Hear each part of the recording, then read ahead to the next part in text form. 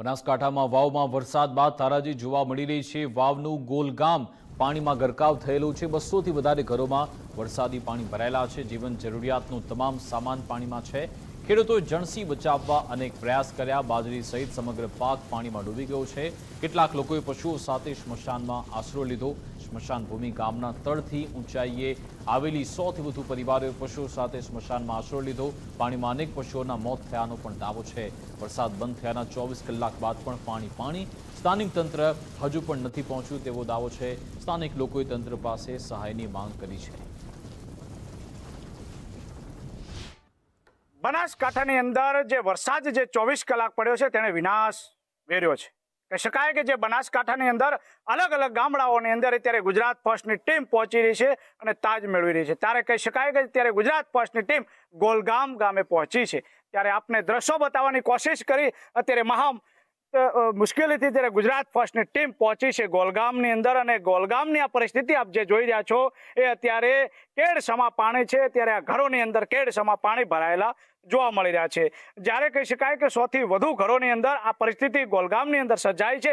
પરંતુ હજુ એક મોટી વાત એ છે કે તંત્રને દેખાતું નથી, તંત્ર હજી પહોંચ્યું નથી। અમે તંત્રને એમ નથી કહેતા કે તમે કામ નથી કરતા હશો, પરંતુ આવા ગામની અંદર પણ પહેલા પહોંચવું જોઈએ જ્યાં ઘરો પાણીમાં છે, જ્યાં લોકોને જમવાનું નથી મળ્યું, જ્યાં લોકોને નાના બાળકો અત્યારે ભૂખે મરી રહ્યા છે, એવા ગામની અંદર પહેલા પહોંચવું જોઈએ। પરંતુ તંત્ર પહોંચ્યું નથી। અમે નથી કહેતા નિષ્ફળ છે, પરંતુ પહોંચ્યું નથી, એ માટે પહોંચવું જોઈએ। હું અત્યારે ગુજરાત ફર્સ્ટની ટીમ અત્યારે ગોલગામની અંદર પહોંચી છે। આપણે લોકોને પૂછશું શું હાલત છે, કઈ રીતની પાણી આવ્યું છે અને કેવું તારાજી સર્જાઈ છે।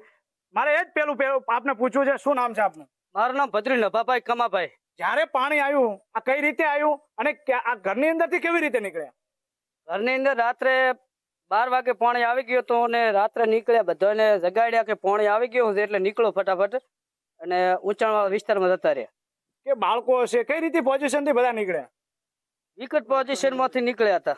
અત્યારે કેટલા ઘરોની અંદર પાણી ભરાયેલું છે? હાલ 50થી ઉપર ઘરોમાં પાણી છે। હાલ ત્યાં જ્યારે બધા નીકળ્યા ત્યારે અત્યારે ક્યાં વસવાસો ક્યાં કરી રહ્યા છે બધા? વાહની અંદર ઊંચો વિસ્તાર હતો એની અંદર જતા રહ્યા અમે। કેટલું નુકસાન કેટલું છે ગોલગામ? નુકસાનની કોઈ સંખ્યા જ નથી। પશુ મૃત્યુ પામ્યા છે અને ઘાસચારો બધો ખલાસ થઈ ગયો, ઘર વખરી તણાઈ ગઈ છે। કે તંત્ર કોઈ આવ્યું છે, કોઈ અધિકારીઓ કોઈ શું છે? તંત્ર હજી સુધી કોઈ આવ્યું નથી। સરપંચને કોઈ ગામને મુલાકાત લીધી। શું કહેશો? તંત્રને શું કહેવા માંગો, શું આશા રાખો છો? તંત્ર પાસે તો આવે તો અમારે આ ભરપાઈ કરી આપે તો સારું કહેવાય। અત્યારે ખાવા પીવાની કેવી તકલીફ પડી રહી છે? ખાવા પીવાની હાલ તો તકલીફ છે જ ને। ચોક્કસથી કહી શકાય કે ખાવા પીવાની તકલીફ છે। તંત્ર હજી પહોંચ્યું નથી। ત્યાં ગુજરાત ફર્સ્ટની ટીમ પહોંચી છે।